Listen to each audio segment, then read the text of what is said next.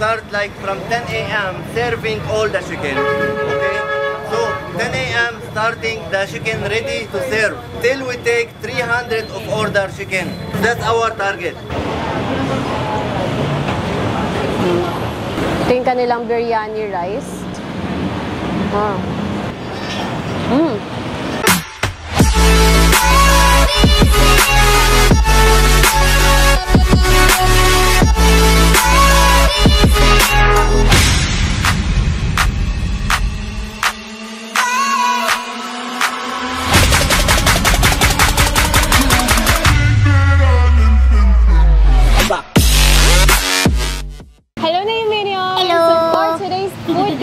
Dito ngayon tayo sa may Pasig kasi dito guys, meron nagte-trending na chicken biryani. So andito ako ngayon guys sa White Chicken. Located siya dito sa may Amang Rodriguez, Pasig City. At ngayon pa lang guys, sobrang haba na talaga ng pila as in. So kung pupunta kayo, agahan nyo na lang. And pag pupunta naman kayo, wala silang pila talaga, like literal na pila kasi kailangan nyo magpalista. So dapat agahan nyo para hindi kayo maabutan ng cut-off. Kasi pag naabutan kayo ng cut-off, ayan, aantayin nyo pa yung next na maglilista pa sila, which is sobrang tagal. So, may mga pumipila dito ng 5 a.m., 6 a.m., or 7 a.m. So, kung malapit kayo sa area, ayan, agahan nyo na lang yung pagpunta. So, tara, simulan na natin magpalista.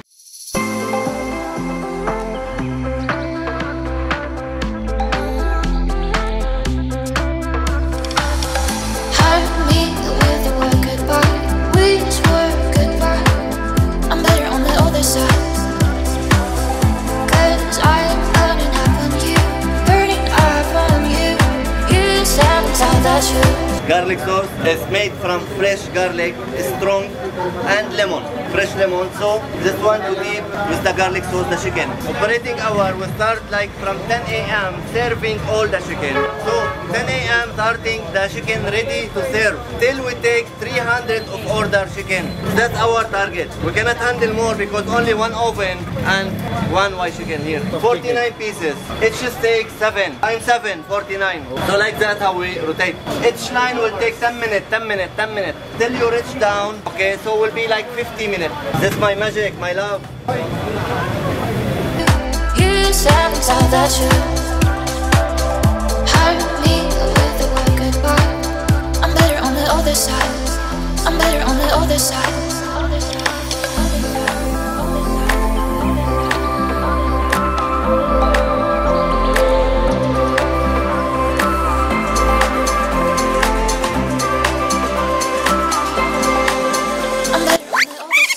Here we use 3 kinds of rice. Okay, the 3 kinds of rice made from like how the kapsa. Okay, a lot of people they don't know what's the meaning kapsa and Bukhari. They don't know what's the meaning Bukhari. So we made this one 3 kinds: Bukhari, kapsa, and biryani. 3 combination. Okay, to give you one taste. Okay, so you will enjoy much when you eat it the rice here. So the biryani is special for the Indian. Kapsa special for Saudi. Bukhari special for Yemen. Some of people they not familiar with the name kapsa and Bukhari. They know more and mostly about biryani. So for that we call it biryani rice. So more popular the name. When you hear biryani, you know what you eat. So but when you taste it, okay, you will feel how it's so different and very delicious and tasty and masarap. We are located at 451 Reyes Building, Amang Rodriguez Avenue, Pasig City. The micro here. Tell the people where the address. We are located in number 451 Reyes Building, Amang Rodriguez Avenue, Pasig City. Open po kami ng 10 o'clock. Sa ngayon, hindi pa dapat 9 din na kami ng gabi. So ngayon, kung minsan 4 o'clock cut-off na po kami, hanggang 6 na lang po. So ayan guys, finally, makakain na rin tayo ng nagde-trending na chicken biryani dito sa may Pasig. And gusto ko lang din magpasalamat. Ayan, shoutout sa'yo, Kuya Ron. Maraming salamat, Kuya Ron, kasi si Kuya Ron guys, siya talaga yung nakapila dito kaninang umaga. Ang maximum kasi ng order dito sa chicken biryani, 2 lang. So siya, mag-isa lang siya. So yung isa, dinagdagan niya ng isa pang order para sa amin naman. So sinabay niya kami sa order niya, kaya nakakuha kami agad. So So, mga 11 kami nagpunta dito and ngayon, 1 o'clock na. Ayan. So, ganun katagal din ang pag-aantay namin. Pero kapag gusto niyo talaga matry dito, pwede kayong pumunta, kung malapit na kayo sa area, kung taga dito ka sa Pasig, pwede kayong dumaan ng hapon, tapos magpalista kayo.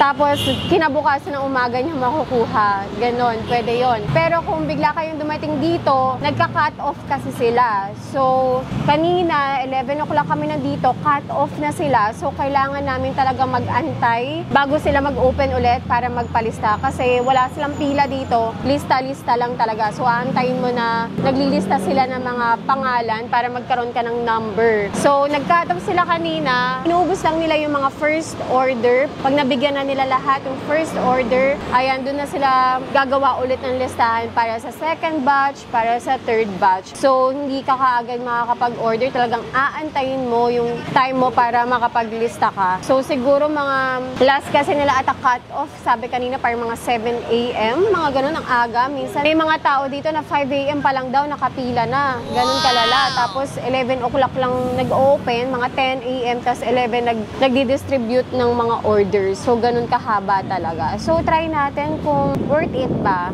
na pumila ng ganun kahaba at mag-antay ng ganun kahaba para lang dito sa chicken biryani. Siyempre, nagre-review tayo ng pagkain, di ba? Para may idea rin kayo. Pero ito, based on my palate. Sa panlasa ko lang to. Magkakaiba tayo ng panlasa, okay? Unahin ko muna yung chicken. Hindi ko muna kakainin yung biryani rice. Ayan. Ito Thai part to. And by the way, guys, ito 300 pesos.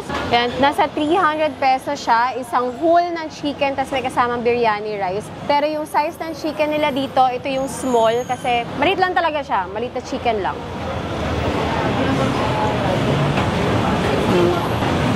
Leg Thai part yung nakain ko. And tender din naman. Pero ito talaga, hindi ko siya malasahan talaga yung sa meat. Walang flavor yung meat niya. May pagka-bland. Pero yung labas, yung skin, yung balat nito, may lasa. Siguro kasi meron din siyang binubudbud na spices sa labas. And yun talaga yung nalalasahan ko. Yung labas lang. Pero pagdating doon sa loob, hindi siya nanunuot sa lasa, yung manok na to. Or try natin with garlic. Try ko with garlic sauce.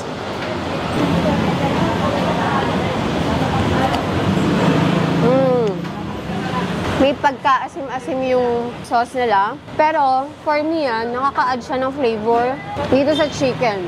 Pero kung ayaw mo ng maasim, baka di magustuhan. Pero kung nagugustuhan mo yung mga yogurt na ganito, for sure, kakaiba yung lasa na malalasahan mo pag kinain mo tong chicken kasi nakaka-add talaga siya ng flavor. And meron din sila din na spicy sauce. Yung kanilang tomato, yun, maanghang siya. Try natin yung kanin nang wala pang sauce. Ito yung kanilang biryani rice. Kung yung chicken, medyo bland yung lasa niya, yung meat. Yung rice naman, sagana sa flavor. Lasang-lasa mo yung mga spices na nilagay dito. Ang flavorful ng rice nila. And may pagkamaanghang na siya. Pero try naman natin with tomato sauce nila. Try ko na rin tong breast part nila.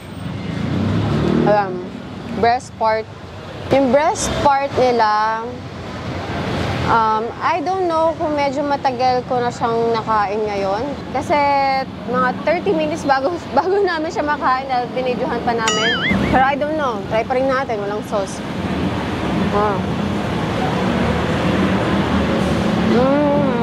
Dry.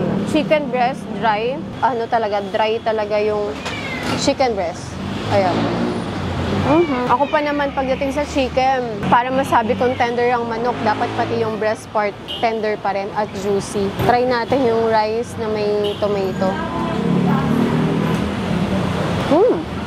Masarap ang sauce nila. Ako ang gusto ko dito, masarap yung sauce nila talaga. Lalo sa itong tomato. Yung tomato spicy sauce nila, nasasarapan ako sa paggawa nila. Dito sa yogurt garlic, okay naman siya. Pero kasi iba yung Pinoy taste eh. Siguro yung iba sa atin, hindi nila ma-appreciate yung ganitong lasa na yogurt sauce na medyo maasim. Siguro kung ilalas pa nila yung pagkaasim ng yogurt sauce nila, mas okay pa. Pinaka gusto ko dito is yung kanilang rice. Yung chicken biryani rice nila. Yun, okay na ako. Okay ako sa kanin. Kanin pa lang, ulam na, pwede na to.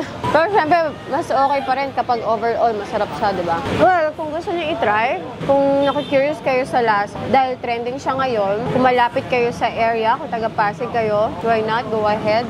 Go try nyo rin. Pero alam ko pwede kayong magpa-deliver din, pero medyo mahirap ata magpa-deliver ngayon kasi dahil trending siya, so madaming umu-order. So mahihirapan kayong magpabili. Dapat umagang-umaga nakapila na kayo para magpalista. Tapos pwede kayong umalis saglit. Pag nakapaglista na kayo, pwede kayong umalis saglit para bumalik. Balik na lang kayo pag feeling nyo malapit na yung number nyo.